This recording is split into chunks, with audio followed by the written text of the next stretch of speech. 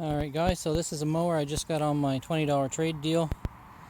If you don't know what that is, someone buys a mower from me, they bring me the old one, I give them 20 bucks off. So the deal with that is it has to be complete, but you know, within reason.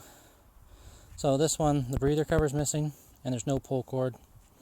Sometimes the breathers are missing, and it's not uncommon for people to pull the pull cord out and cut it, so they got a spare cord. Whatever, I don't care about that, as long as most parts are there. He says it runs and dies, and I do not have a cover for that. So let's go out to the junk heap and see what I've got. Find something that'll work. Alright, so after some digging around, this is all I could find. It's a Briggs & Stratton, so the bolt hole should be the same. I got the cover and the filter for it. I found another housing, a little bit smaller one, but no cover.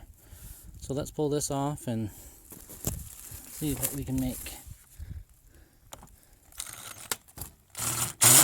Well, let's go get the right tools and then pull it off. So I took 3 trips between my workbench and my scrap pile to figure out that this...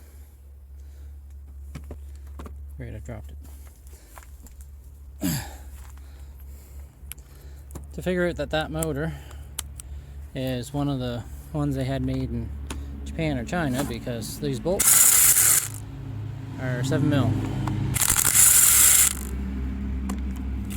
Except for that one. Oh, damn it.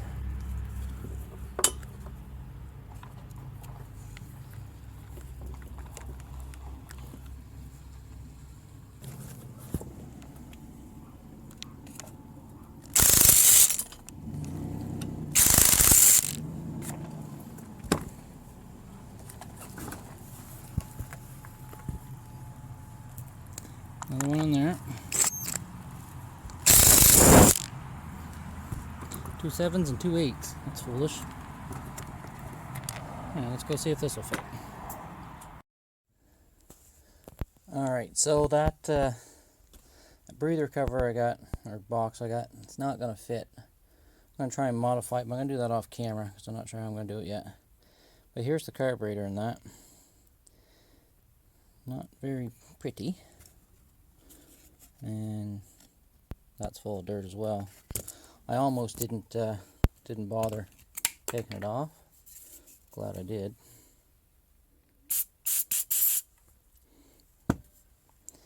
So we're just going to scrub this up, and I'll get it back on and show you what I'm up to.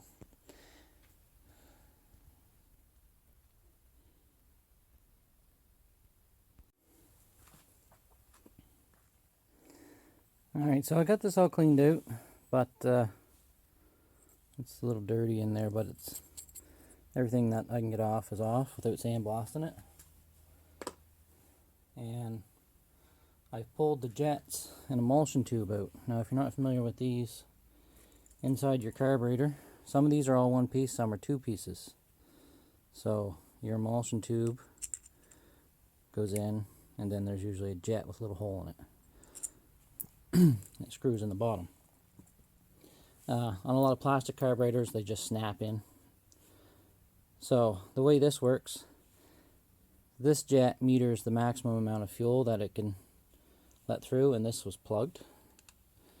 And this emulsion tube is kind of, that's how air and it's how it draws up through, basically. So there's a hole through the center, which will always be bigger than your jet. Then there's all these little holes here, and you got to make sure all these are clear. And this one here, if you can tell,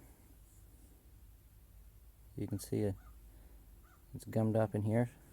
Other than that, the holes look good, but I'm gonna run a jet drill through them and brush them up, and then we're gonna put it back together. So just give her a little brush anywhere where we see dirt. So what happens with the gel that gets on these? It's actually from ethanol fuel. So this is just a little tiny drill bit. That is actually, what is that? 80 thousandths or something like that. Anyway, you can run them through. You can also just hold this up to the light, and they're all cross drilled, so there'll be some going straight through this way and some going straight through that way, and they all look clear. But the ones up here, they got to be cleaned. Anyways, I was saying that's just a little bit too small. I have to get a bigger bit. The ethanol in modern fuel is hydrophilic, so it mixes with water. What ends up happening is your water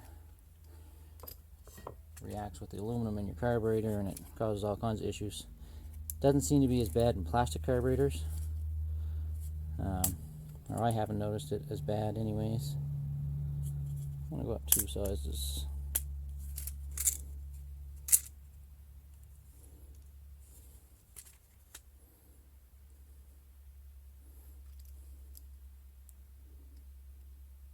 So this little kit's not that expensive. It's pretty handy, and it's 1/2 inch, so I can actually put this in my cordless drill and drill out jets, and I've done that in the past. Surprisingly, never broken a bit.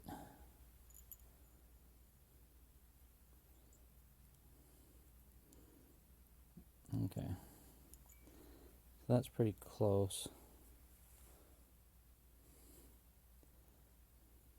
I can still go up 1. If you don't have these just right, you won't let enough air in and it'll surge.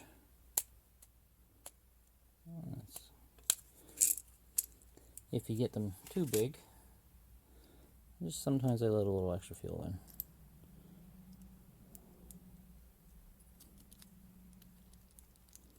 You gotta be careful with these, because if you push too hard it slips. You can jab yourself in the finger. I've done that.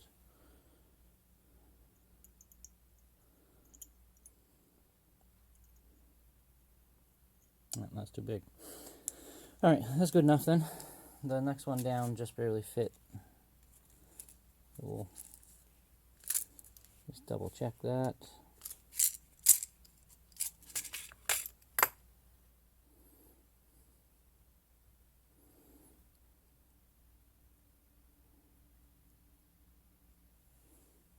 Yeah, that'll be fine.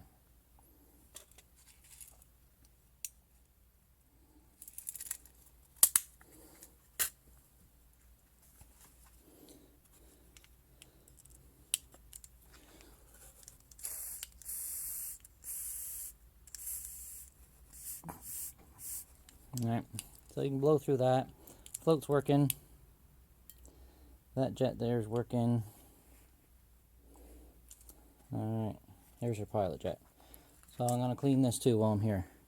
There's a little plastic tab underneath that. So this is your idle screw. And I'm just going to take that out.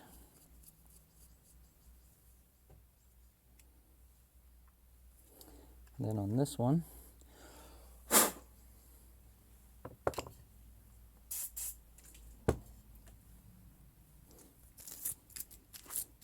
clean that a little bit. This will just pop right out. Some of them are screwed in, some of them have a little cap, and then underneath it you got to screw the jet out.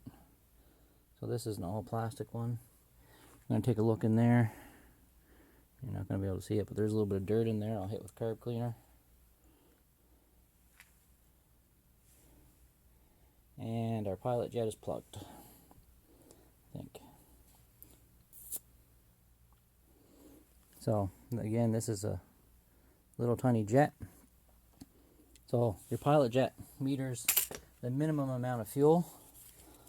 So sometimes it's called an idle jet, because basically that's what it does. So I found with these little motors, the smallest one that I've got usually is the one for it. Now, if this is plugged, your motor will still run. You see, that's too big.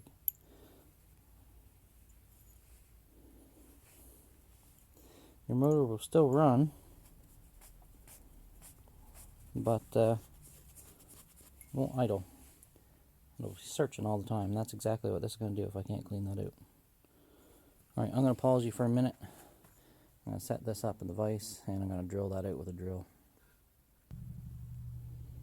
Alright, so I haven't broken one of these yet, but this will probably be the time because I'm filming it.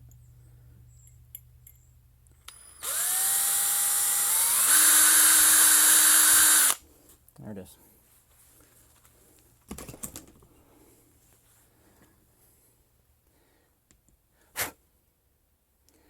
So that is it's just a little brass bushing pushed into a plastic seat.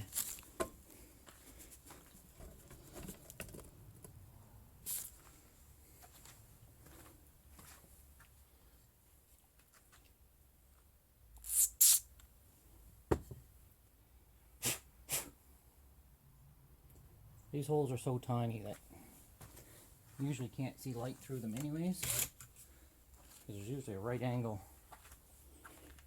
thing going on. But we're through, we got a hole, so it will idle now. This here we're going to hit with carb clean.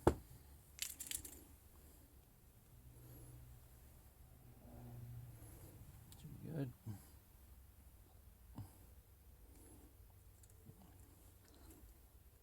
Snap that jet back in.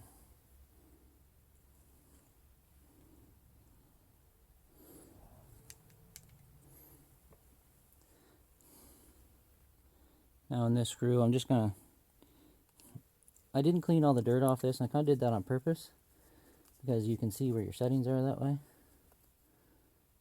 So that's about how far that was turned in. Emulsion tubes all clean, that's going in. Main jet.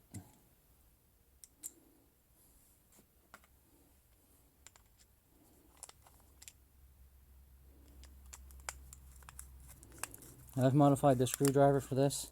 You want one that's big enough to do it, but not too big because you'll damage the thread. So I've ground the sides of this down a little bit. Alright, there's that. Bowl nut is outside. I'm not going to show you putting this back on, that's boring anyway.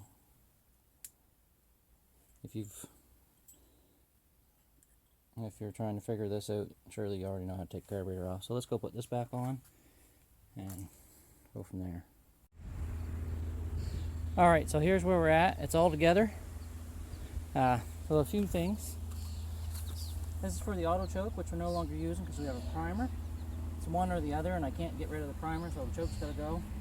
And I haven't hooked up the crankcase breather because I got to get a coupling for it. But give her a couple.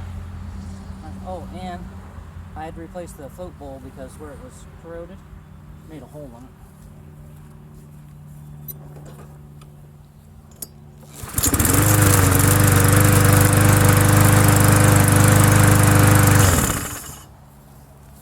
Alright, so it works. I'll show you what I had to do.